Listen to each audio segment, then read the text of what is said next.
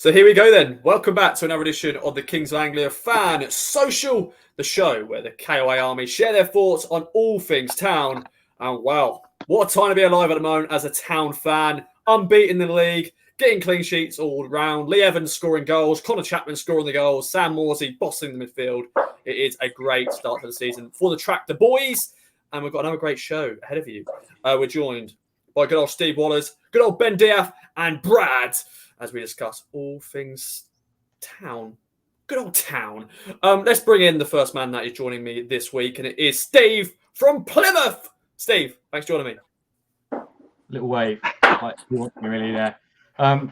Nice to see you boys. Thanks, Ross, for having me on again. Much appreciated. Nice way to spend my evening. Chatting to you guys about Town and all things Tractor. Are we talking about tractors later? I don't know. I know it could be another debate on podcasts. Definitely, it's your Town podcast. Like Track the Boys. Do you like it? Do you not? We won't get into that this week. Yes. That could be a future thing. That can be a long debate because some people like it, some people don't. But Steve, it's a pleasure to have you on as always. And the next man that is joining us is Ben from Cambridgeshire. So we're bringing you a bit of a Who Wants to Be a Millionaire Chris Tarrant vibe. Don't know why. Thought it was a good idea last night. We'll see how it goes. But Ben, it's always a pleasure, my friend. It's your birthday on Friday. Oh, birthday boy Benjamin. Ben, how you doing, my friend? Yeah, good. Thank you, Ross. Always like it when the birthday rolls around. You just have an excuse to have a few extra beers. Not that you should need one, but sometimes I try to justify these things. But I'm very well, as you said. Great time to be an Ipswich fan. I really appreciated your little intro, your introductions there. I liked how Brad was just Brad, a bit like Sting or Prince. Whereas me and Steve got our full names, which is great. But yeah, as you can tell, we're all very jovial. We're all in a very good mood. Let's hope it continues all the way till April, end of April, May. And yeah, come on, you Blue Boys. Indeed. And Brad, I'm sorry that Brad from Lowestoft. Got to carry on the Who Wants to Be a Millionaire. Yeah, he's giving the wave if you're watching on video. If you're not audio, he's waving. But Brad, normally when it comes to the final person to introduce, I think it's too many words to say. So I'll just go to your first name, and it is good old Brad. How you doing, my friend? Yep, I'm good, mate. Brad, Steen, Prince, whatever you want to call me. In reference to Steen, I'm currently walking on the moon because we're top of the league, and all things are wonderful, aren't they? Yeah. What else can you say? We'll get into it in a minute, but very good because you got to enjoy these times, haven't you? You got to enjoy being top of the league, because as a football fan, it doesn't come around very often. So yes, all good, mate. And to put it bluntly, Town have been rubbish for the last 20 years, pretty much. We've had a few little ups, but many downs. So I know it's still early doors. We don't want to get too carried away, but you've got to be positive when you can, and hopefully this continues. And Brad, it's your birthday on Saturday too. Game day, birthday, that is good. And we also found out another man part of the KOA Army, Jubster, Mark Jubb, his birthday is on Friday, just like Ben. So you'll be listening to this podcast and you'll be celebrating Ben Diaz's birthday and Mark Jubster's birthday. So happy birthday to Mark if you are listening. But Brad, your birthday's on Saturday. Do you want to add anything? I don't know if you want to add anything. Well, yeah, obviously we're going to win because we actually always win on my birthday. So I think that's a proven fact. So put a bet on, that'll come in. Oh, happy days. I'd like to see that, actually. If you look at your birthday, because we found out Steve's birthday is on Boxing Day. And he told us a funny story. And Steve, can we just share that story quickly? Because I think it's a great story. You can if you want. On Christmas night, I'd go to bed and then my parents would take all the decorations down and the tree. And then I'd come down in the morning and there'd be nothing there. And then I'd get my birthday cards and presents. And then I'd go to bed in the evening and then he'd put all the decorations back up again. I did that until I was about 42. No, they didn't. I was about 10 or 11, 12, something like that. And then they stopped. So I guaranteed game on my birthday every year. Don't have to worry about it. It's always on my birthday. Not last year, of course, unfortunately, because of COVID cancellation and stuff. We didn't have a Boxing Day game. And of course, with, lockdown and stuff, we didn't have any fans in ground. But anyway, enough of that. Why am I bringing that back in? I'm sorry, guys. I'm so sorry. But let's talk about Tuesday night. Let's get your snap thoughts. A lot has been said about the game. A 2-0 win.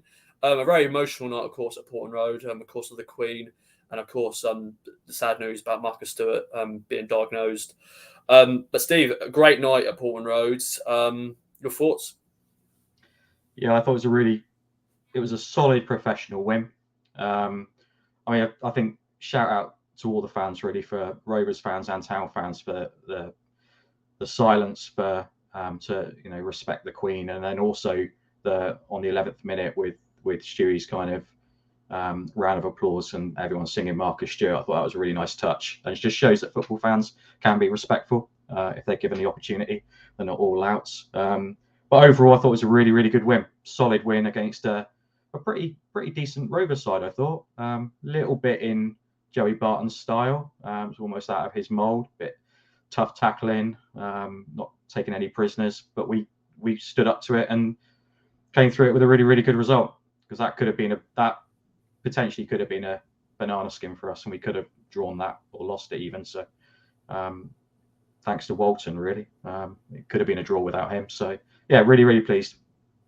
Yeah, it was for me, that was one definitely in the September fixtures. Of course, we've got some big games coming up, of course, this weekend. But I always thought Bristol Rovers, it could be one of those. Joey Barton coming in and, parking the bus and getting a point or whatever. But no, we took no prisoners. We got the win, Ben. And I spoke to you after the game outside Portman Road. You were a happy man.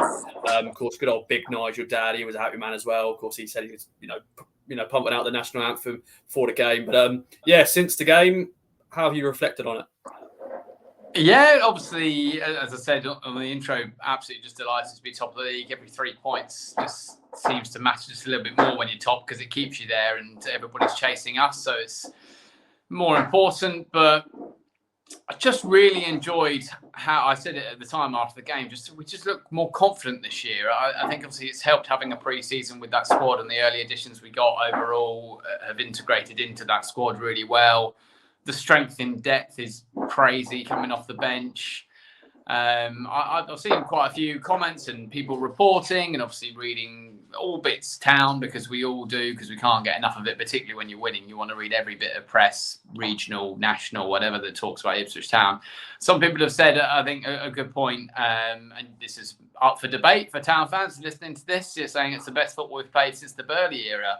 And I'd actually disagree with that. I think we're playing better football in terms of quality of football than the Burley era. When you actually look back to the Burley era, a bit like many things when you look back, you romanticise about it. But even if you look to the Bolton playoff games and the Wembley goals, there's a lot of Venus or Clapham smash it down the line. I mean, in the final third, we played some delightful football, but there wasn't a lot of put it on the 6-yard box, play it to your centre halves, play it to the full-backs, play in centre midfield, back to your centre halves, into centre midfield, find your number 10 in the, between the line. No, none of that. Football's a different game. I know, particularly, you could debate that Pep Guardiola's had a huge influence on our game over the last sort of 5, 6, 10 years. But I think we're playing the best football I've ever seen Ipswich Town play. Yes, it's in League One, so there's a caveat to that.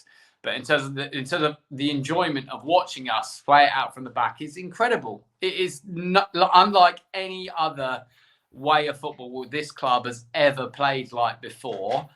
And I really enjoy it. There are times when a few people in the crowd, and maybe it does make you yelp a little bit when we're passing it around the back and you think we're going to get caught out. Thankfully, we haven't so badly that we've conceded a goal, and long may that continue. I'm really enjoying it, Ross. I just think it's a unique time at the moment, particularly when you look at the last 10, 15 years. So, as you said, we've got to make the most of it. I'm not going to be crowing from the rooftops about us being top of the league. I'm keeping my feet on the floor, but I'm really enjoying what I'm seeing on the Saturday afternoon and Tuesday nights at the moment. I have to agree with you. I wasn't really old enough to really enjoy the Burley era and the playoff final win in Premier League, because I was very too young. But I'm just loving watching us play, and I'm just loving the team as a whole, and it's just great to see a winning team. Of course, when we're winning, it's it's all positive, all happy days. But football is really good. Even last year, when the season was dead in December, I still was enjoying the football, and it was good to get some good results here and there. But it's just like even Connor Chaplin's opening goal, I thought it was a good team play and a good finish from Connor Chaplin. But Brad, what's your thoughts overall? And a great night at Portman Road on Tuesday. Yeah, brilliant night, and once again, massive shout out to the Town fans for their tributes to Marcus Stewart. It's unbelievable what he's going through, and I just feel awful for him and his family. And Yeah, brilliant. As Steve said, football fans come together and show absolute class like that, and also for the Queen. But that was quite a somber start. But then that certainly got into life straight away, didn't it? We started like a train. I thought we were going to absolutely blow them away. And if it weren't for their keeper in the first few minutes, we could have been 2 or 3 up. But I thought it was a performance which ended up being job done.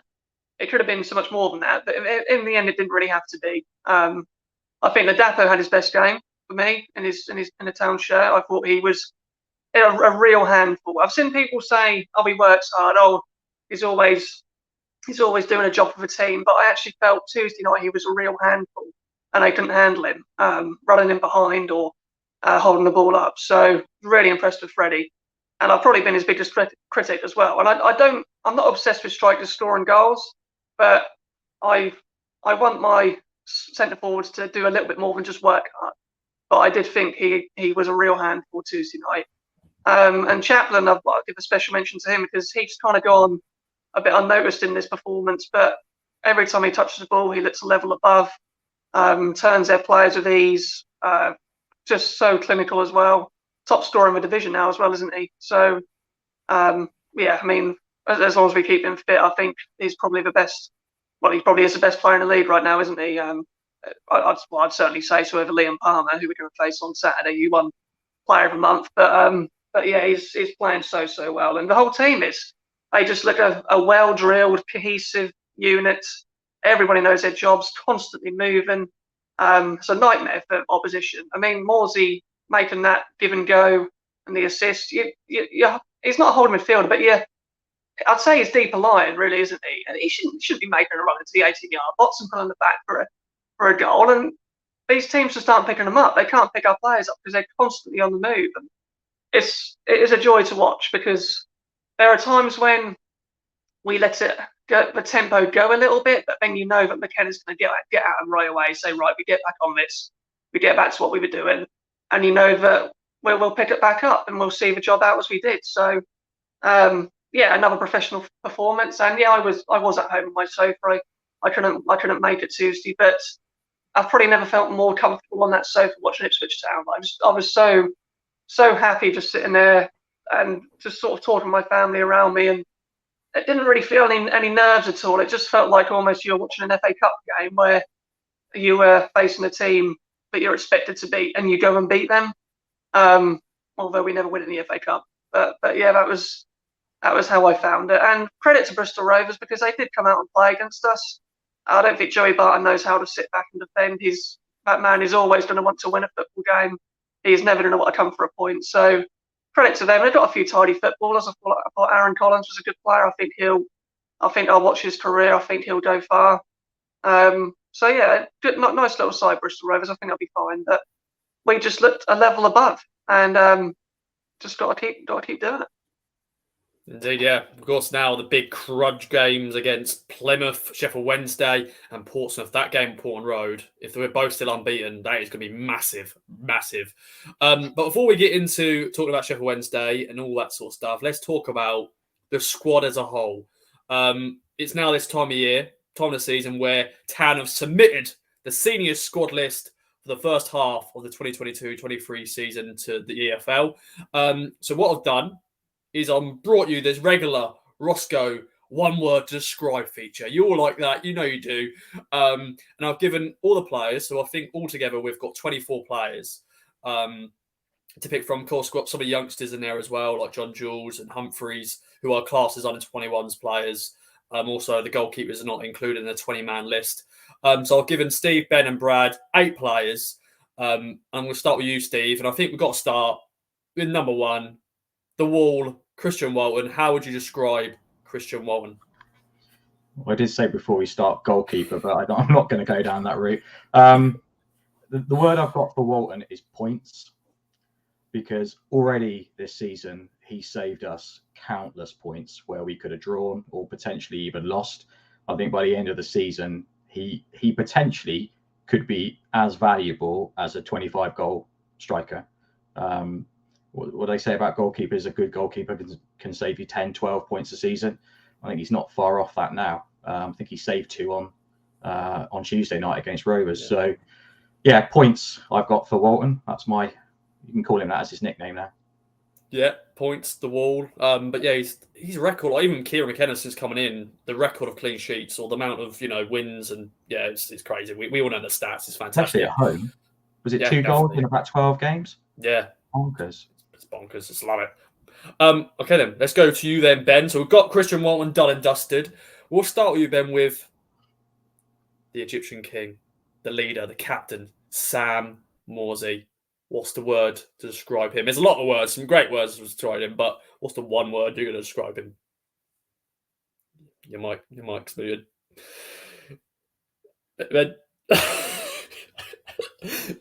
Yeah, straight away. As soon as I started talking, sorry, I realised I was muted.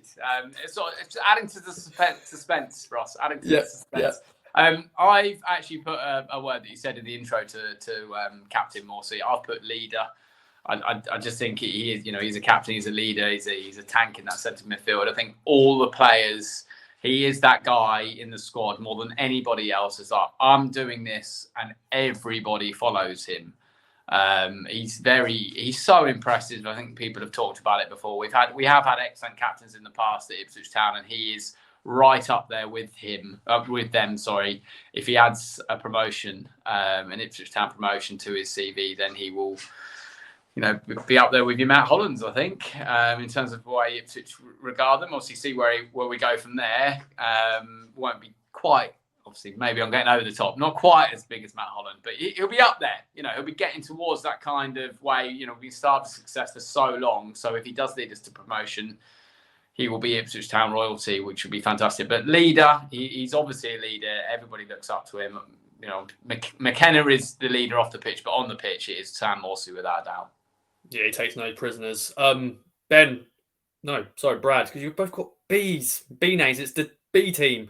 That's not good. Actually, that's not good. It doesn't sound good. Thanks, mate. Yeah, the B team. Sorry, the boys, Brad and Ben. Brad, we've got to now mention your first player, and of course, it is the man that makes up that unbelievable duo in the midfield, and that is Lee Evans. Another goal from him on Tuesday, and he's been fantastic this year. I don't know how he's not got in the team of the week, and he's just been fantastic. What's your one word?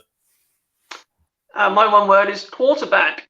So yeah, I've gone for a position, but I've gone for a different position in American football, because if you know your American football, or you might not even really need to know it to know what a quarterback does, and he picks the ball up in deep positions and just sprays for play, just spreads it around, and that's what Lee Evans has been doing. I mean, everything I feel almost starts with Lee Evans, even though all of our players are comfortable on the ball at the back and can bring the ball out the back. I still feel that when Lee Evans gets on the ball, we're moving up the pitch, and he can switch it one way or the other. And like you say, Ross, brilliant performance Tuesday night again. He's been brilliant this season, and I've always really, really liked him. Yeah, I think he had a bit of a tough start to his Town career when he first signed, of course, and he had to take on that leadership. But when Morsy came in, I think that he's sort of been able to have a bit more freedom in this year, because he had that injury at the end of last year as well. But there we go. Steve, your next player, and sadly on Tuesday night he had to come off. He's of course needing surgery, which is not great timing because he's in great form. But Cameron Burgess, what's the one word to describe him? Warrior. And I would have probably said that before the horrific knee into his Swede on Tuesday night, which looked absolutely horrific. I mean, he's a big lad, and he went down straight away. Sounds like he's going to have some pretty significant surgery to sort that out. But I think he kind of came in at last season, and I thought he possibly might be, a first choice centre back. But he's grasped the opportunity that McKenna's given him. I think he's been really, really good for a left-sided centre back. He's amazing in the air. He doesn't take prisoners. So I've gone Warrior. Okay then, I like that. Yeah, because of course he had at Shrewsbury, had the Terry Butcher look and everything like that, and he kept going and he heads everything, boots everything. Good old Cameron Burgess. Okay then, Ben, your next player. Do you know what? Let's stick with another defender. Richard Keough. We've only seen him in the Pizza Trophy, but you never know. He could play against Sheffield Wednesday. He will definitely be part of the team going forwards. What's the one word to describe him? I've actually just put experienced. Really obvious again. Maybe people are thinking this is a bit boring, but that's why he's been brought into the club. It's why McKenna wants him around the scenes. I mean, we must be offering him half decent wages to come and sit on the sidelines and play the Papa John's Trophy games, because at the moment he doesn't look like getting in. But who knows? Hillsborough at the weekend. Now Burgess, who, as Steve said, completely agree, has been absolutely fantastic. I really like Burgess, a bit like Berra, or won everything in the air, which I really like from a centre half. But Keough, I look forward to seeing him in a Town shirt. I think he'll just ooze that sort of like calmness, and not that we don't already have that at the back already, but that experience is vital on and off the pitch, and it's something that we do have quite a few youngsters in the squad, a lot of players under sort of that 26, 27-year age bracket. So, yeah, his experience, he's probably secondary, I'd have thought, in the squad to Morsey as a leader. You've got a Luco with that experience as well. But yeah, Keough for us is an experienced campaigner, which will be vital as the season goes on. And as you mentioned, the Luco, I thought, why not chuck Brad, your next player? Unfortunately, he's going to require surgery as well, because that injury he suffered a few weeks back. But what's the one word to describe him? Class. Simple. Move on. Class. That's fair enough. I think, yeah. I think a lot of us have praised him a lot, because once again, when he came in last summer, the Newport debut, not so great. But since then, he's been, as you said, he's been class. And I think that's the perfect way to end there. And best of luck and speedy recovery, Sonny. Shawnee, we've been told. But good old Luco. Steve, your next player, Marcus Harness. Oh, you're skipping down the list. You want me to carry on? No, okay. We can go to that one. I don't mind. I was trying to find a word. I've gone for firing, as in firing on all cylinders. What a really, really clever signing Marcus Harness has been. We had that Selena complete debacle about whether he was going to stay or not. I would rather have Harness a million times than Selena. He's consistent. He's great on the ball. He's got a hell of a strike. He's scoring goals. He's doing assists. He's a real top draw player. He's definitely not League One quality. He's definitely Championship, at least. But yeah, I've put firing for him. Firing on all cylinders. I think there's a lot of positions that are guaranteed, and I think Connor Chaplin, Sam Morsey, Lee Evans, and I think Marcus Harness is involved in that as well. Of course, Christian Walton, and I connect Janoy Tadashian. There's loads. Basically, the first team, isn't it? Yeah, pretty much the current first team. But yeah, he's once again Marcus Harness. That's that box, isn't it? Of Harness, Chaplin, Morsey, Evans. That box is so strong, and in my opinion, as our strongest asset in this league, is better than anyone else. Definitely, mate. And as you mentioned, Chaplin, what's the one word? We've heard what Stu said about him, which is great. Was it called the muscle hamster? The muscle hamster. Yeah, like it. Quite liked it. I'm not sure Connor will, but no, gotta love Connor Chaplin. I said before we have all these debates with other Ipswich Town fans, and I've always been an absolute huge fan, because from last season we didn't score enough goals, and I thought if he's on the pitch, we will score goals. And I didn't think we used him as much as we should do. I think literally should be, along with your Morsey, your Walton, Evans has become this player, but it certainly wasn't when the season started. I don't think not every Town fan would say one of the first names on the team sheet. For me, Connor Chaplin, one of the first names on the team sheet. I have put to describe him essential. We have a few essential players. I'd put him in the top three along with Walton and Morsey. I absolutely love the guy. When the game is tight, he finds unbelievable little spaces that maybe other players don't see. Yes, we find him there, but it doesn't. If he's not in the space, then you're not going to be able to find him, are you? His finishing is absolutely class. He always keeps the ball low. He finds the bottom corners. It's difficult, when you compare Premier League players to League One players, there's obviously a difference. But one thing I've always said about Harry Kane, he so often hits the target. Connor Chaplin hits the target a lot. Hit the target, you got a much better chance of scoring a goal. As Brad said, he's up there with the top scorers in the league. As I said, I absolutely love the guy. I think some people think that he's a better impact player. I think for me, one of the first names on the team sheet, he's an essential part of our team. That's the word. That's the one word about Connor Chaplin. But yeah, good man, Chappers. Good man, Chappers. Ben. No, I've done it again. Brad. Oh. Yes, the BB brothers. The BB brothers. There we go. The BB brothers. Brad, let's talk about a man who currently is the backup left back, but he's been fantastic when he's come on. That is Greg Lee, who's been called up for Jamaica. Well done to Greg Lee. But Greg Lee, what's the one word? I've gone for athlete because he's just an absolute physical specimen. He wins everything in the air. He's so quick to get back in position. He's so strong. He must be a nightmare to play against. And like you say, when you take off Davis and put him on, that's not fair, is it? I mean, you shouldn't have two fullbacks that good in the same division as League One. And yeah, he's got a call up for Jamaica as well again. So credit Greg Lee. Yeah, I think he's a really likeable guy as well, personality-wise, and a really good asset for the team. Definitely. And Steve, I'm going down your list again. We're ignoring a player just for a second because I think it just segues nicely again. We've got to talk about Leif Davis now, who's on your list. What's the one word describing him? And he's been fantastic. I think there were a lot of people doubting Davis when he came in. I think his first game, 2 games, he was trying to find his feet. He's getting better every game. So my word is improving. I mean, as Brad said, you got Greg Lee behind him as a backup. I mean, it is quite scary. He's really good on the ball. I watched the highlights of I think it was the Shrewsbury game or whatever you want to call it, on YouTube a couple of days ago, and nearly everything that we did, he was involved in. Nearly everything. Morsey was involved in absolutely everything. But Davis has been quality, really, really good. He was, again, Tuesday night, he was great. Another fantastic left back. It kind of reminds me a little bit of Creswell, a little bit, in the way that he plays. But yeah, really, really pleased with that signing. And it sounded like it took quite a lot to get him over the line to get to town. So the fact that we've got him, played at Premier League level only a few times, but quality player and improving. Yes, it's scary to think where he gets to at the end of the season because he could be flying.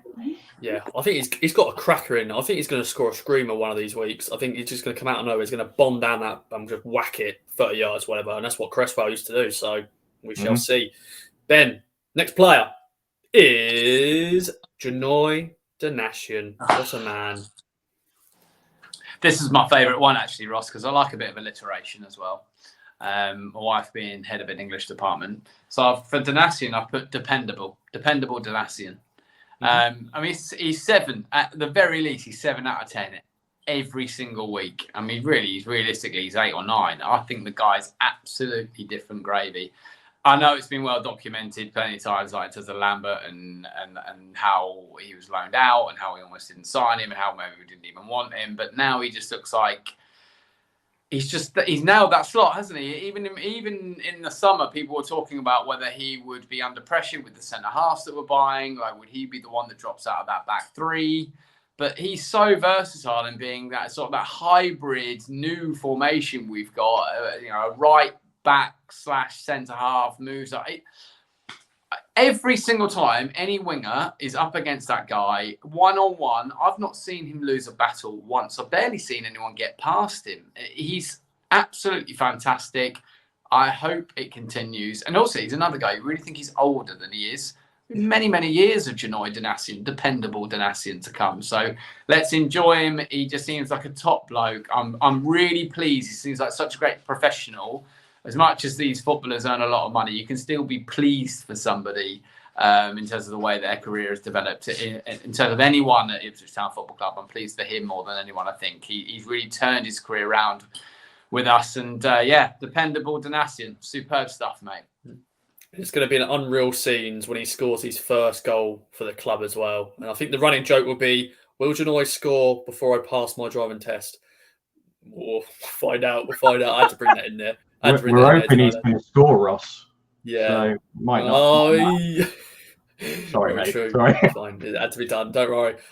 Before the game on Tuesday night, I bumped into my nan, and my nan was with her good friend. Was she all right? You bumped into her. Was she all right? Yes. Well, Nan Doreen, she's a tough cookie. Don't mess with Doreen. And she was with her friend, and she had to drop it in. You passed your driving test yet? And I was like, oh, come on, Joan, seriously. But yeah, it's all good. Anyway, enough of that nonsense. Good old Doreen. Is it all good? Not really, because I need to pass it really.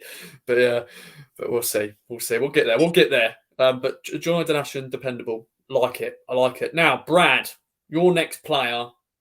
I'm trying to think. So you've got two players who don't really play much, or haven't played much just yet. So I'm going to leave them later. But the next man is Freddie Dapo. Yep, I've gone for willing because he is always willing to do a job for the team. And what I like about him is he's always got a smile on his face when another player scores. Because let's face it, he hasn't scored a league goal yet.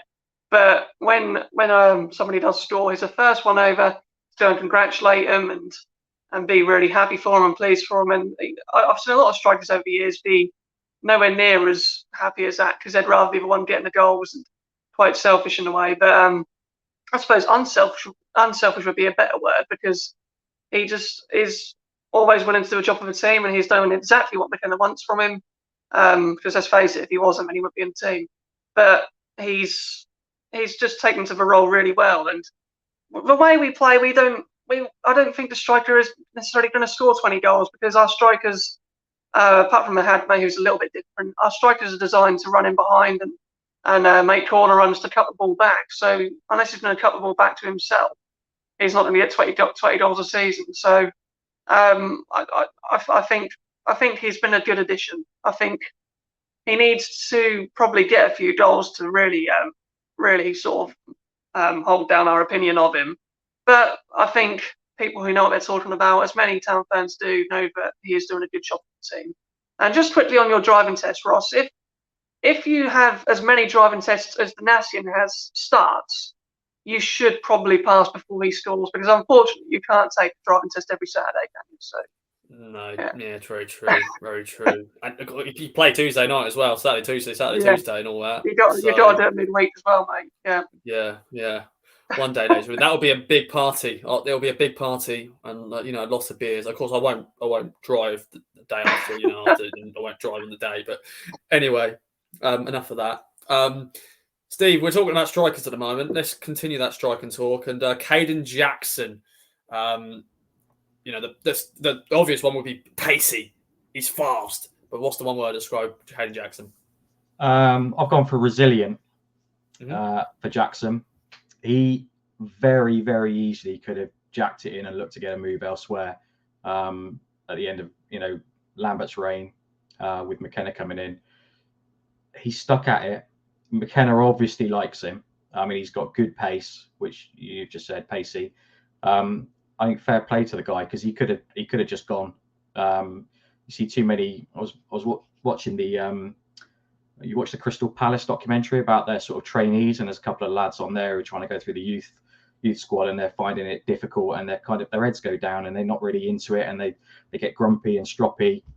Although the lad who did that was a quality striker, but he could have done that. He could have just thrown a complete strop and just said, "Oh, I'm down in tools. I'm not going to play." But he hasn't. He's worked really, really hard, and when he's been called on, he's done a good job. I quite like Jackson as a player. I know he's not everyone's cup of tea, but I quite like him. Yeah, because he scored. He scored this season, hasn't he, Ken Jackson? He has scored this season. Check fact. No, he hasn't. No, Sure, I don't think he has. But... I swear he has. Doesn't. I swear he has. Doesn't matter. Let's talk about another striker. The new signing on deadline day, Ghassan Ahadmi Ben. We've only seen him a little bit. We saw him had a brief cameo at Accrington. Of course, he played off the bench again on Tuesday night. What you saying about him? Yeah, I was fortunate enough to go to the Burton away game, and he was a real handful for our back four. And I didn't go back to saw him again Tuesday night. I don't mean this as anything detrimental to him at all. What I've put down here is that he's quite raw. I've put the word is raw, and there's two meanings to this. I'm going to reference something sort of back sort of a program I used to watch when I was younger in a minute. When I say Roy, he looks, he's quite early days in his career. I love the fact he likes to get involved. Love the fact that he just loves a battle with the defender.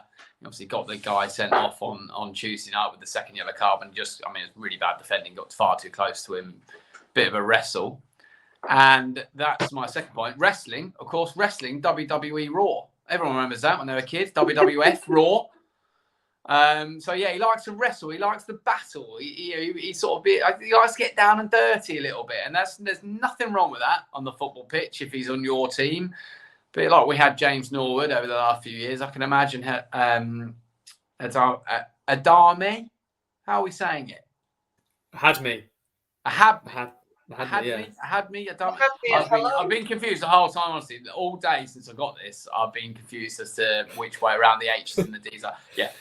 Hadmi, yeah, I think he's going to really, really piss off some away fans or home fans over the season. And when a player like that is on your team, it's quite enjoyable. So I've put Raw because I think he's got a little bit to learn, and because of the wrestling element to his game. I like that, Ben. I like that when you bring things like that. It's great. And I just want to, fact check, just for listeners who were probably screaming at us, Kane Jackson has scored a goal this season against Shrewsbury in the 3-0 win. So there we go. 1 goal for Kane Jackson. Yeah. Just on the line, 5 yards out. Yeah, it was a tap in, but it still counts. It counts. That's a striker's goal. Striker's goal. Yeah, striker's goal. If you're there, tap it in. Just tap it in. Brad, your next player. Let's do another deadline day signing. We haven't seen him just yet, but a very exciting signing. Panuche Kamara. Yeah, I've gone for Cherry because I think he's going to be the cherry on top. I think it's an excellent signing. I've seen him a couple of times over the last so many years with Plymouth, and he is a really good signing. I think we're going to be really, really impressed with him. He's an absolute engine in the middle of a park. His dribbling ability is sort of like Raheem Harper, but 10 times the player that Raheem Harper is. So, forget me even saying Raheem Harper's name. It's nothing like. But he's an engine. He's got good close control. He's strong, and he just dominates. And I think when we get to see him up to speed, whether that be with Morsey or if he replaces Morsey, say when Morsey is suspended, there's going to be absolutely no drop off there, because I think he's going to show us his class. And yeah, I know Plymouth say, we're happy to let him go. We're happy to let him go to a division rival, but I don't see that at all, because I know Plymouth are going well, but I liken this signing to Sunderland signing Matete last season, where he was that player who kind of got them over the line, along with maybe another couple. But they signed Matete, A, so no one else in that league could have him, and B, because they knew that he would improve them just a little bit extra. And I think Kamara is going to be the same for us. So I think it's a really good signing. Yeah, I think so too. Steve, I'm looking down your list, and you've probably got maybe the strongest in terms of the whole squad, in terms of the 8 players I've given you. I'd happily play all 8 in the first team. Yeah, I think they probably would all start in the first team. Maybe minus Hayden Jackson at the moment, but doesn't matter. Maybe. But your next player is a man who's currently playing week in, week out. He's Luke Wolfenden. Wolfie, what are you saying? I'll put solid. He's another. I mean, how many players have we got in our squad who are better than League One? I mean, Wolfie is better than League One, and I think playing him at the back with JD and Burgess or the Fridge, I think he's looked. There hasn't been a game where last season I saw him in games and I thought he's got a rick in him. He's going to let something happen. I don't think I've seen it this season, unless I've missed one. But I just think he's really solid. I think he's a nailed-on starter at the back for McKenna. Nailed on. And you probably didn't see Benmu where you were, but I was capturing pitch side, and Wolfenden, he was really celebrating that win. I was able to get some really good pictures of him celebrating, because I think he's a homegrown player. And your next player, Ben, is another homegrown player, and we haven't seen him that much just yet. But Cameron Humphreys, he's part of that list. He's part of the first team, in terms of training, and he's played a few games. Cameron Humphreys, what are you saying about him? I've put potential. Again, seems obvious, but I think he has got loads of potential from the short bits and pieces. I mean, we've all been a bit starved of seeing him in action because when he's been dominating probably in the development squad, the under-21s, a lot of us have only been able to see those games online. You know, the games that have been played often because of COVID behind closed doors over at Portman Road or Playford Road. So, but what I have seen, he's just a really lovely player to watch. He looks like he's got a fantastic little touch, great vision, and that's why I really, really want to see us play as strong a team as we can in the EFL Trophy with Humphreys playing every single game, because a player like him, I think he's even better with better players around him. So I know he's got a bit of a niggle at the moment, so I hope he'll be okay for the Arsenal game in the EFL Trophy, the next game that we've got, and we really should give that a good old go because we've got plenty of players who need minutes this year. So Humphreys has got lots of potential. I've written down potential, and I'm really excited about him. Famously, of course, Kieran Dyer said he's the second best midfielder in the club. I'm not sure I agree with that, but let's hope he becomes the best midfielder in the club, and in a way that we keep developing, and he keeps making strides and makes it into the first team along with whoever is in that at that time. But yeah, really looking forward to seeing his development. But he's got huge potential. It does indeed. Brad, your next player then, George Emerson, the fridge. Will we see him on Saturday? We shall see. What's your one word, my friend? Well, I sort of struggled. I just couldn't get past the word fridge. So he's just fridge. He's an absolute unit. Big potential. Really big potential. He's still, 24, is he? But he's struggled a little bit since his injury, hasn't he? He's been guilty of being sloppy, and I agree entirely with Mick Mills. He's not comfortable on that left-hand side in a back three. I think he's very good in a back four, but in a back three, I think he struggles a bit. Or probably what's asked of him.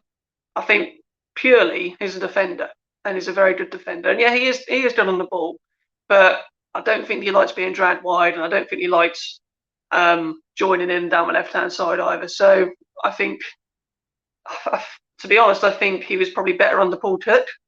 And to be honest, I think that Keough will come in Saturday in place of him, because he hasn't been anywhere to be seen in these last couple of games, has he, Emerson? And he's not even been on the bench. So I think he's got big potential, and I think his time will come.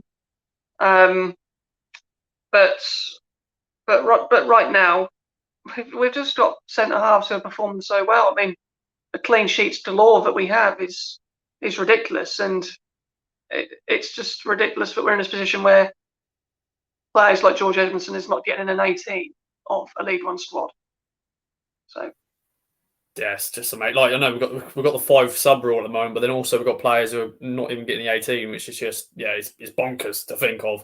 And Steve, your player up next is a man who actually finished the game against Bristol Rovers. I think he's playing as a centre half, he of course replaced Cameron Burgess, and that is Dominic Ball, who has now had an opportunity to play some games because he had that injury when he first signed, and he's another a big player in that midfield or defence wherever he's playing. So what is the one word?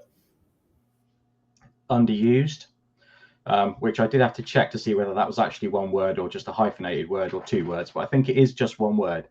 I think he's only played 2 this season. He was good, solid on Tuesday. I think he's almost Morsey-esque in the way that he plays. I really like him. I would if Evans got injured or Morsey got injured and Kamara wasn't fit, I would touch every word. Everyone touch every word. Just sorry, Steve. Don't say it. Don't say it. Well, I'll touch it. Yeah. But yeah, I think if any of them get injured, I would not have a second doubt about putting him in. I think he's a quality player and a leader, and I think the players look up to him. He's got that experience and he's got that gravitas. I think that players will probably, relate to. A bit like, as Ben was talking about Keough, I think he's similar to Keough. But underused. I'd like to see more of him, but we're just playing so well at the minute. He's probably just not going to get a game, is he? No, and yeah, to think he's dropped down from the championship. You know, the amount of appearances he made in the championship last year and the last few years, and yeah, but I'm sure he's going to be a key part again because of the 5-sub rule and everything. Ben, your next player on loan from Arsenal, Tyrese John Jules. What are you saying? I've put here unique. I think he's more different to any other member of our squad. I'm sure we can come up with arguments as to why that may not be the case, or why there may be someone who's better, or... Okay, Ben's just gone black. So yeah, I'm back. Okay, it's back. It's back. I just think he's got a fantastic first touch. He's very good at sort of wriggling around in spaces, which you could say is like Conor Chaplin. But then he's also got that pace of going in behind, the way he just shrugs off a defender and comes short, like he did for his goal against Shrewsbury. Obviously, that dribbling capability, which I just think these attributes, all in one player. We don't have another player that has all those attributes all in one player. So I don't think we've got anybody else. Even Wes Burns as a winger, he doesn't often go past a man for a dribbling pass. He goes past when we give a 1-2 either into the number 10 or when he's with Danassian. Whereas I think John Jules has got that trickery, he's got that dribbling capability. You know, he can obviously finish. He's a bit of a rabbit in the hat. So I've put unique. I think he's absolutely excellent to utilise off the bench if the game is tight. No problem with him starting any game at all. Of course, Harness and Chapman have started the season like an absolute house on fire, so he can't get in right now. But if they drop in form, I mean, what a player to have in their stead. Yeah, so unique, but in an absolutely brilliant way. It's a great loan signing. I like it. I'm liking the words, George boys. I really am. Love the words. Steve, no, it's Brad now. What? Sorry, Brad. I'm not doing this on purpose. It's just I've got the list in front of me. I'm so sorry, Brad. Your player up next is KVY, Kane Vincent Young. He's had a few appearances this year, but he hasn't been seen for a little while. Once again, he's another player. I don't think he's injured. I don't think he's just not making the 18. But yeah, KVY. I've put sorry. I've just put that. I almost just want to not even put a word and put a little crying face emoji, because KVY of the season, 1920 was it under Lambert, his first season, his 9 games. He was unbelievable, and you'd think how perfect that version of him would be now in this team, but obviously this is a thing with it. You've got Wes Burns in front of him, you've got other players in front of him and he's had his injuries where he doesn't look as confident when he's on the pitch anymore to go past people like he used to. And I just feel a little bit sad for him. I think, to be honest, we'll be talking next year, and he may have even left the club. He may be somewhere else.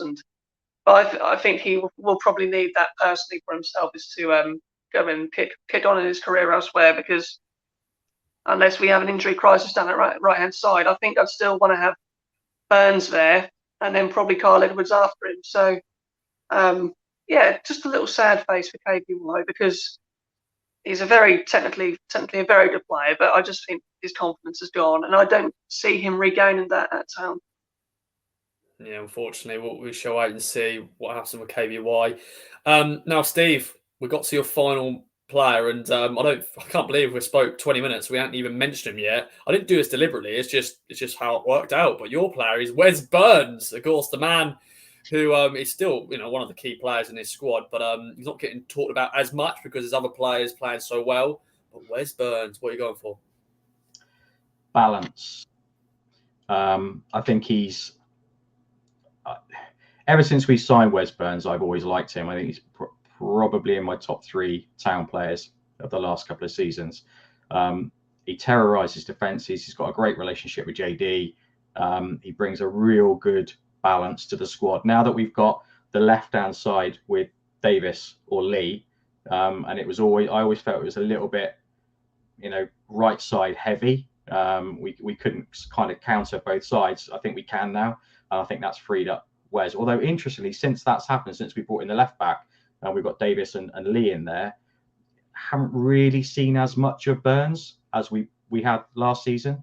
But I think the pressure was on him last season. He was pretty much our main outlet with Macaulay Bonds. So I put balance for Wes.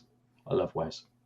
Yeah, I think we all do. We all do. And of course, congratulations to him as well, getting called up for Wales once again. Is it his birthday as well? No. Oh, sorry, he's got called up. Okay. It's called up, yeah. So no, yeah. Don't worry, we've got the strike. We'll bring up other people's birthdays soon. And I've just done the research, Ben, quickly.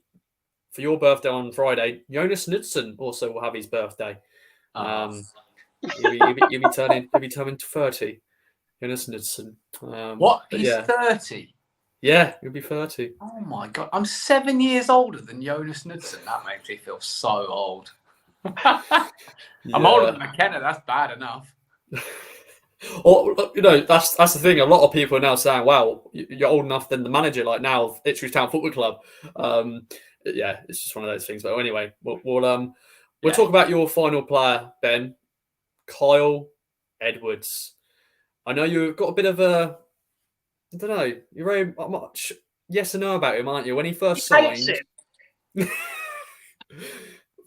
don't know, but you know where I'm going with this, Ben. But how would you describe Kyle Edwards? You've got a tremendous memory, Ross, because there's a lot of us, it's sort of in the KOA army, if you like, that rattle off a load of absolute nonsense 99% of that. No, we're expert, almost we should be pundits. But Edwards, my main gripe with Edwards in particular, when everyone was going, oh, he's unbelievable, he's the best player in League One, I can't believe we've got this guy. Like, we didn't score, he didn't get any assists, and that was after 10 games. This wasn't like when the first few games when he did look class and I was excited as anybody, but as soon as he wasn't producing on that talent, you then have to start looking at the numbers. Unfortunately, if you've got a winger playing as far forward as he does and he's not giving you anything in the top end of the pitch, then that's when I was trying to calm that excitement. He came on Tuesday night. I was excited as anybody. I wanted to get off my seat. Every time he got the ball, I couldn't wait for him to get it. It's brilliant. He's a fantastic footballer in terms of being excited about when he gets the ball. I've put exciting. Edwards is exciting. That's the word. And he is. And I pray that if any manager's going to get that talent to produce those numbers in the final third, McKenna will be it.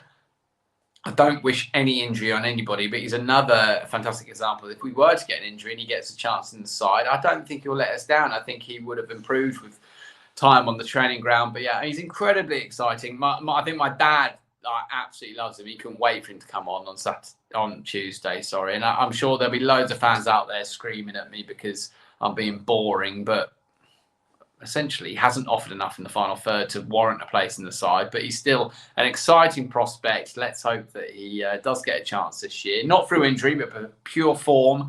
And I don't think he'll let us down. I'm really encouraged to see more of the exciting Edwards.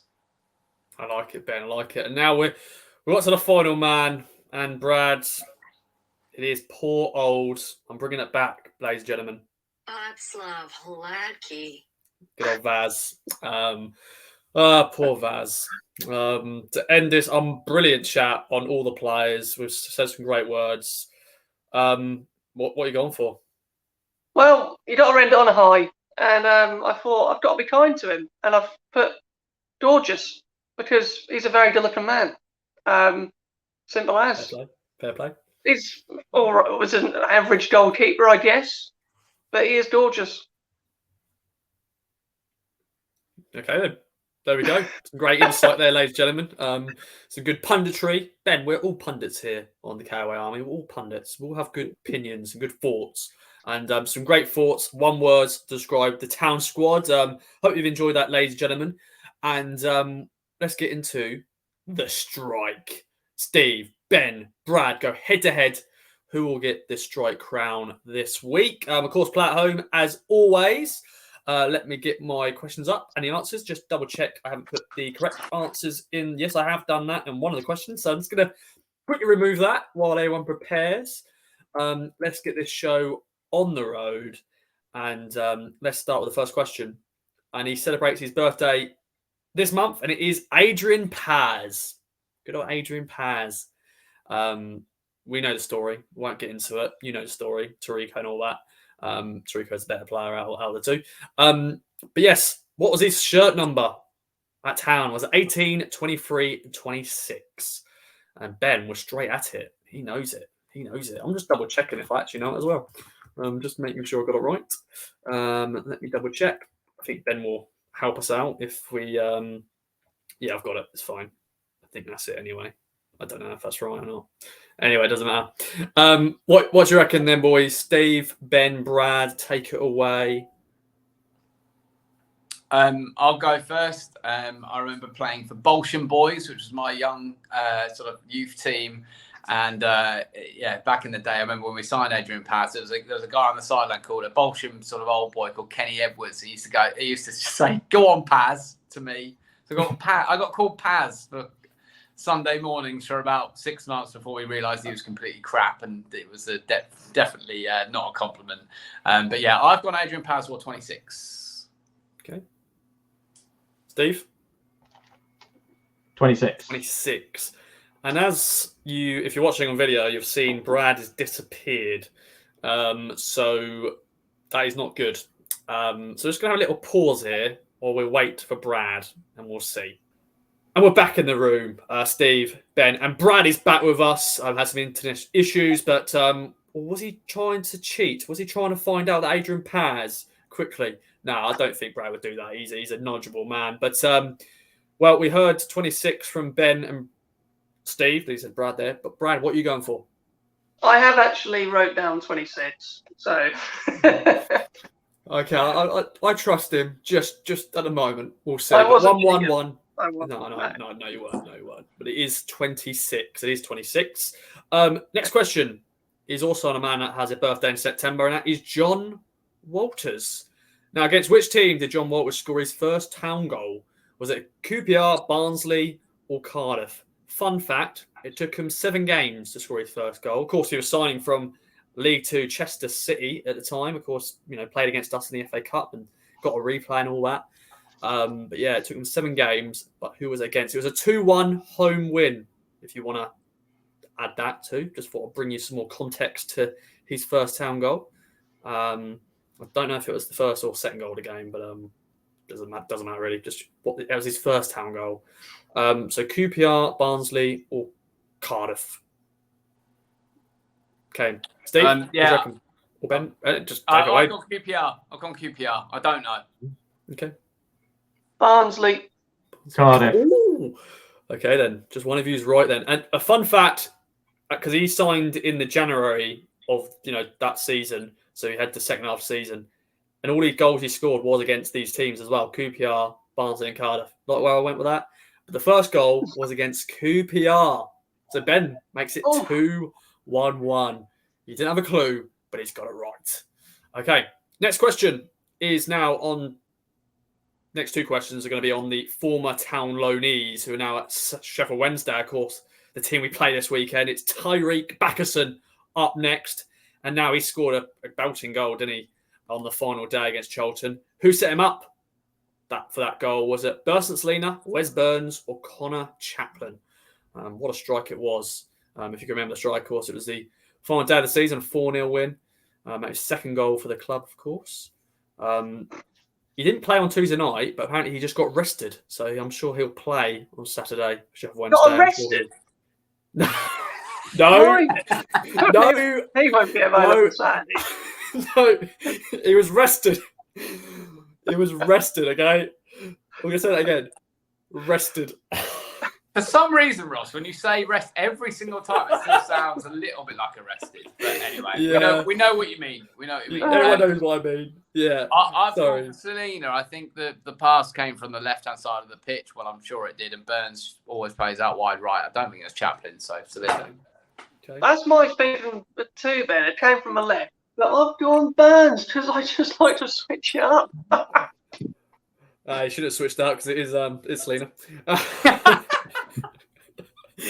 A nice little step over into Backerson. Little outside the right foot, was it, Ross? Yeah, it was. Very, very nice goal. Very nice goal. Selina assist, all that jazz. Next question. The final question. And it is currently, of course, Ben winning 3-2-1. Steve, it's an opportunity for you to get to a tiebreaker, or you could win it all because it's actually closer to the correct answer. Gets the point. If you get it bang on, 2 points. So Brad, you could actually come to a tiebreaker with Ben. Oh, this is going to be amazing. Let's see. Now, Mark McGuinness, former Town loanee, of course. Now a loanee at Sheffield Wednesday. Now at Cardiff. He's not at Arsenal anymore. He's at Cardiff, but now he's at Sheffield Wednesday on loan. But how many clean sheets did Mark McGuinness help Town win in 25 appearances in a Town shirt? 25 games, of course. This is under Paul Lambert. Was it the same season when Paul Cook came in? It was, wasn't it? It was at the arse end of Lambert, wasn't it? So yeah, and then Paul Cook came in, and I think, yeah. he obviously wasn't playing up The there. arse end of Lambert. Why not? Wow. I don't think anybody on the whole planet wants to be there. No. Germany and all that. Champions League. But yeah, how many clean sheets was it? I've gone for 11. I'm going Chris 11. Kawamya's shirt, number 11. Number 11. Okay. I've gone for 5. 5. Oh, Oh, he's gone for 5 as well. Well, Ben's Can I one. go It's 6? 9. I'll go 6 then. Oh, No, 9. It's 9. It's 9, which is not bad going, actually. It's not bad going. Do you know what? His first 2 games were 2 clean sheets. We had so all those that's nil-nils as well, though, didn't we? Do you remember that A game? lot of We didn't nil-nils. score and we didn't concede for like 5 games. Yeah. It was shit. It was not good. It was not good. But yeah, Ben, you've won, my friend. But of course, as always, tiebreaker time. If you want to bring it, you're going to gamble. But of course, they have to get it bang on to win overall. Well, oh, of course, 'cause where would the fun be without doing that? Very true. And I'm all about fun, as my wife knows. Ha ha ha. Yes. Ha ha ha. Good old Mary. Good old Mary. She Let's won't get like right the into- old, Ross. She won't like the old. No, but she knows, and anyone knows this. When I say good old, it means I respect you very dearly. That's respect. So You I can't even respect get Brad's name right. it. I know. How does that work? I know. Sorry, good old Brad. So what's the Um, question, Ross? Yeah, the question is on good old Thomas Priskin. Let's get right into it then. Okay, Brad and Steve, you need to get it bang on to win. How many goals in 60 games? Of course, the famous goal against Arsenal in the League Cup, Carling Cup, semi-final first leg at Portman Road. Unbelievable scenes. That's the first time I actually spoke to Ben. He did a nice little documentary with me on that fateful night. The and- nostalgia, Ross. The nostalgia. I know. It was a great opportunity, and yeah, it's been amazing ever since, Ben. You know, I've stayed in your house, slept in your spare room. Steady on. Shh. Oh yeah, sorry. Ben, Mary because you didn't can know still. that. That's, Oh. I'll go first to break up Yeah. the nonsense. I'm going to stick with 11. I'm not changing. I've gone 11 again. Nice. I think it's more than we think. I've gone 14. 14. no way. Oh wow, Ah! he's gone 14 as well. Well. Well, the correct answer is. Oh crap! I haven't actually got it written down. Bollocks. Speak on yourself. Speak on yourself. I don't think it's 14. Let me just get it up quickly. It is. Drum roll, please. It is 9. Just a 9. That's low. He's very low. Yeah. Well, He scored- good old he scored- Thomas. Yeah, he scored 2 in his first season. He scored 7 in the 2010-11 season, and then he left that season. So yeah, I think that 9 Arsenal goals. game has kind of maybe Yeah. rose tinted our view on him a little bit. Yeah, the thing on the North Stand is a picture of Thomas Priskin celebrating, and you know that's the only thing he did. But he's a good man. I spoke to him for that documentary. He was really, he really enjoyed talking about that moment. And good old Thomas Priskin, of course, cost us a little bit of money, of course, buying him. But there we go, Ben. You've won, my friend. As always, speech. I'm just really thankful for everybody contributing so well to a fantastic quiz, brilliant questions. Obviously, helps when you win. But I'd just like to thank my family for their ongoing support, and let's hope for promotion. That's my acceptance speech. Thanks. And of course, it's an early birthday present for you, Ben. What, Yeah. winning? Yeah, winning. Yeah. Thank you. You didn't give it to me. Yeah, but yeah, true. Okay. Let's move Sounds on. like you fixed it saying that. No. If I did all all like your favourite players. Like if I just did all Matty Holland questions and and everything, but no, we didn't do that. But no, there we go. Another strike done and dusted. Hope I enjoyed that playing at home. And if you are listening on your way to Sheffield, going to Hillsborough, hope you've enjoyed the podcast so far. And we're going to be talking about beers now. And there was a bit of debate going on in the KOA chat and on Twitter as well about your ultimate sort of beer taps. If you had them in front of you at a pub at Portman Road, and that is now the question we asked Steve, Ben and Brad. You've got 3 taps at Portman Road. You're walking up before a game. You've got 3 to pick from. What is your ultimate 3? Steve, take it away. What is your ultimate 3? You want all 3? Yeah, chuck them out. Right, first one is that beauty. Ooh. Japanese, amazing. Can you for the Asahi. audio listeners? No, I want anyone who's listening to this on the way up to Sheffield, I want them to guess what that was. But it was Asahi. Okay, So if like you that. say Japanese beer, you probably get it. So that'd be my number 1. Second one, I've got a beer called Grimbergen, which is, I think it's French, but when I go on holiday to France to see the in-laws every year, we always drink far too many of those. Red ones, white ones, all cloudy ones, all sorts. But that's a nice beer. And the third one is a Dutch beer, because I know it's hard to believe, but I used to play baseball years ago. I used to go to Holland and play tournaments over in Eindhoven, and it was, I know it's hard to believe, Ross, but they had a beer over there called Orange Boom, which was always good for a laugh. So I used to have go to the bar and drink loads of those. So that's the 3 I would have: Asahi, Grimbergen, and Orange Boom. That is fantastic. That is amazing. That is a great selection. Ben, can you top that, my friend? I'm not saying you have to, but I'm just, what's your ultimate 3 taps? I love to hear about Orange Boom because as a keen Essex County cricket fan, they used to have that at Chelmsford. I don't know, they had some kind of deal, but I'd never heard of it before, but I know it's where it's from because of that. So that's an excellent pick, Steve. Orange Boom. So here's to that and Ryan Tenderscarter. I've interpreted this question as to I just like everyone to be happy. So if I was hosting, if it's my responsibility at Portman Road, I've not gone for my 3 favourites. I've gone for one of my favourites is there, but I'm trying to please the masses.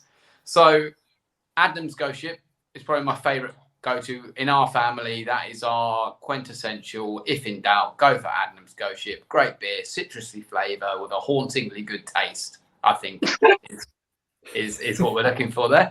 And then being married to an Irish woman, my father-in-law would never forgive me if I didn't have Guinness because he will literally not drink anything else. The man drinks that more than.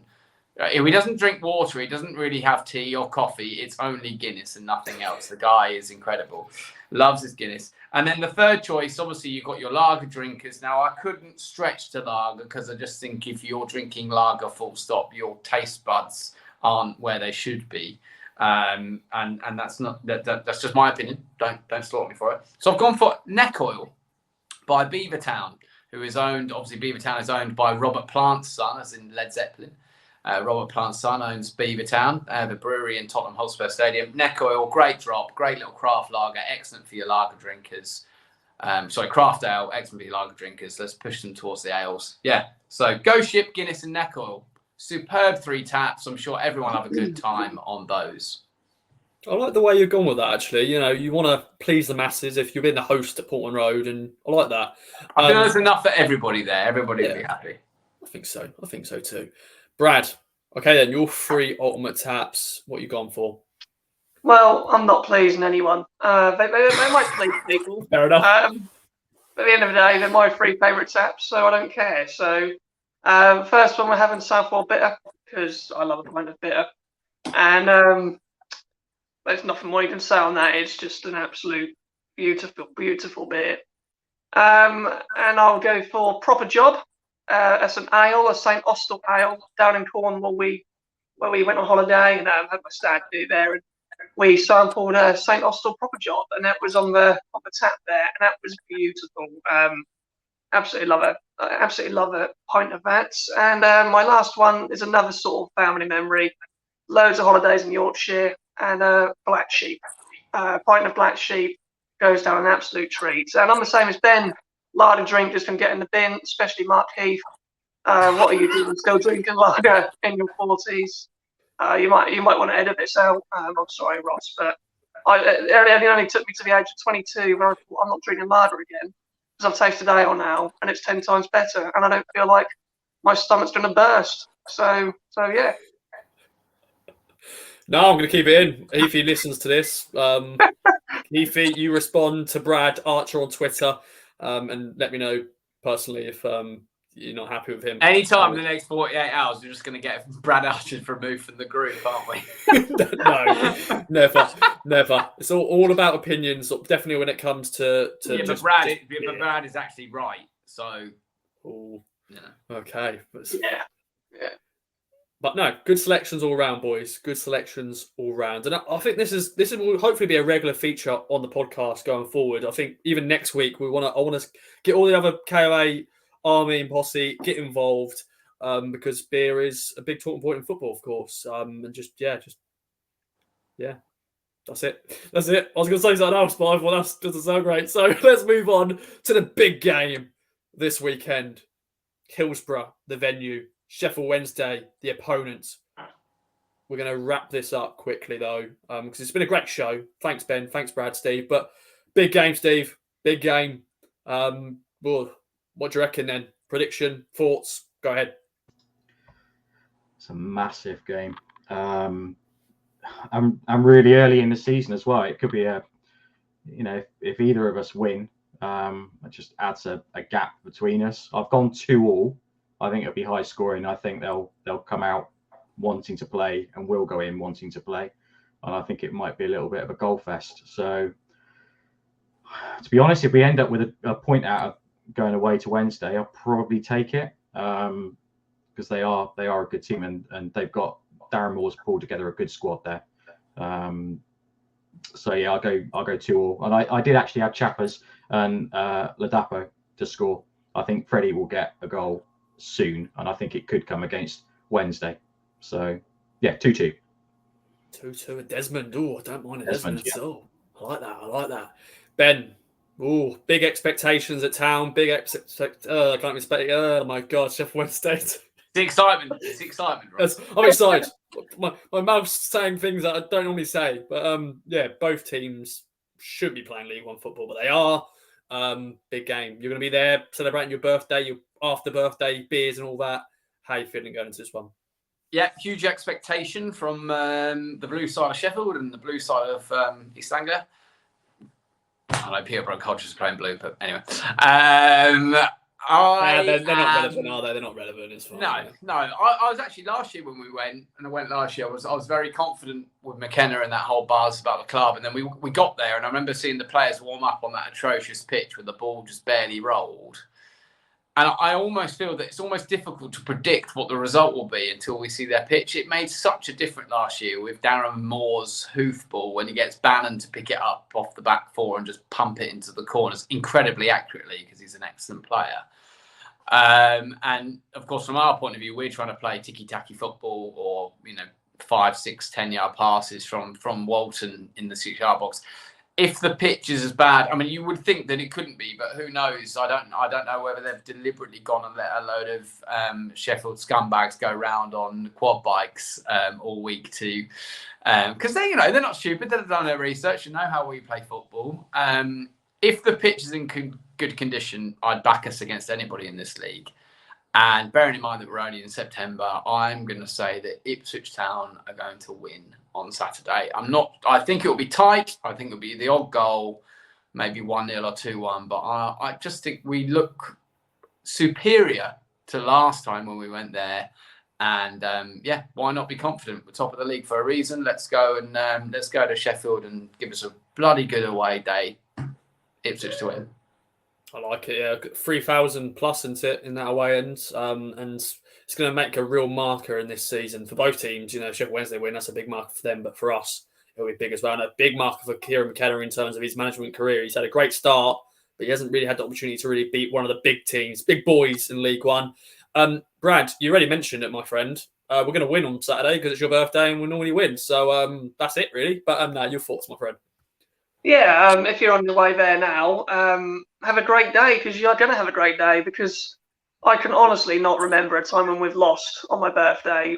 Someone might want to point it out for me, but I literally can't. So, yeah, I think we're going to do all right. I think we're actually going to take all 3 points because of what I've just said, but also I think we're much better than we were in the game there last season. You think we had Backinson and Carroll in midfield that day, was it? El Mazzuni. Well, yeah. There you go then. So we go there this time with a stronger squad. The team's been playing really well. We're top of the league. We're there to be shot at. So I think Moore is still under pressure at Sheffield Wednesday. He would be, but I still think that every time there's a defeat up there, I see a lot of people on Twitter moaning, not happy with him. So I just think that they are under more pressure in this game than what we are. I think if we can go there and pick up a point, we'll be happy. We'll take it. But I think if they're not going to make up any ground on us this Saturday, that hurts them a lot more.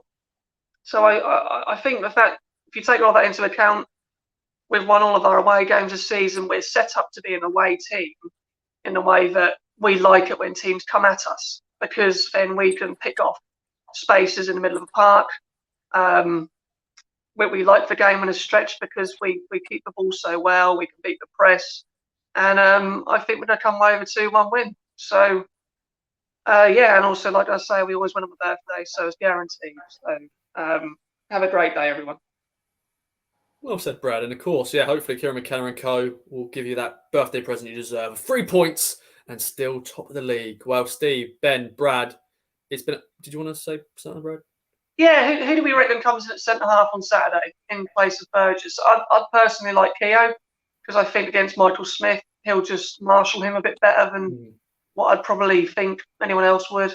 I know it'd be coming in from out the cold, but you say he's so experienced. I think I'd like Keough in there. What are your other guys' thoughts?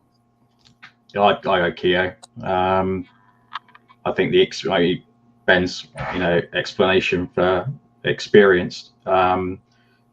He's just a quality player. He's used to playing at a high level. We're playing effectively. This is a championship level game in it on Saturday. Neither of us should be in League One really. So I would play Keough. Yeah, I agree. Actually, same. I thought about that today. Wondered if it was going to come up in this chat. It has. I agree. Do you know what about Dominic Ball? Was that maybe not? Maybe not. I don't mind Ball, but I just think you've got two experts in that position. Why would you bring on? I know Ball was the only man really to bring on in that position. You could have brought Greg Lee on Tuesday night, but Ball did brilliantly. But for 90 minutes, they've had time in the training field. The decision would have already been made by now. But I'd go Keough. Okay. And they're shaky at the back as well, aren't they? I think they've got a team of really good players on paper, but they're not working that well at the minute. Yeah, they beat Morecambe away midweek, but anyone would really. And I just think that if we get the first goal, that really puts them on the back foot. Their fans get on them, and we could turn it into a great day. So let's hope for that. Cliche time. First goal wins the game. Yeah, first goal, pretty much, maybe. Or does it's 1-0. Yeah. Obviously, or there's someone getting excited and it's a draw. There we go. Well, Steve, Ben, Brad, thanks for joining me. Steve, any other business, my friend? No. Anyone who's listening, as Brad's already alluded to, and Ben, enjoy the game. Hopefully, we'll have 3 points, and we'll still be top of the league come 5-6 o'clock Saturday night. Top man. And Ben, happy birthday. This will be going out on Friday. We're currently recording on Thursday, so it's your birthday now, basically. Future self. So happy birthday, Ben. Any other business? Thanks, mate. Yeah, looking forward to my birthday tomorrow. It's always good fun to get a few presents, and as I said, make an excuse for having an extra beer or two. If anybody in the KOA Army's there, Sheffield on Saturday, I'll be there. Come and, just say hello, keep involved, have a few beers. If I like to say hello to everybody and talk about the game. So yeah, I'm visiting a very good friend who lives up there. We're going out Friday and staying there Friday night, and then I'll be there Saturday. Hopefully early enough for a few drinks, and then to see us win 3 points. Really looking forward to it. And I will just, Brad and Steve did touch on it. I haven't. The support for Marcus Stewart is absolutely superb. I really hope that I'm sure he's taking it all in, but he probably doesn't listen to this. But if he does, Marcus, we're well behind you. And you just stay strong, and the Ipswich fan base is right there with you, and I'm sure the football family look after you. All the best. Definitely, man. Definitely. And Brad, hope you have a good birthday on Saturday. Your final thoughts? Yep, my final thoughts is a hot take. If we are still top of the league after these 3 big games, we are going up. Beautiful. Beautiful. There you go then. How many points, how many goals? Oh, don't you dare. Probably think it's possible, is 98 it? and Cut it, 95. Ross. Cut it. Got it. We're done. Hope you enjoyed, ladies and gentlemen. Goodbye. No, we've got to just plug our sponsors, of course. Manscaped. Use the code KOA and get 20% off and free delivery at manscaped.com. Of course, follow us on all the socials at Kings of Anglia on Twitter, Instagram, YouTube, Facebook, and all that jazz. Enjoy the game, and we're back with all the great content. Andy and Stu stuff online, game day, Andy and Stu react, and see you next week. Bye for now.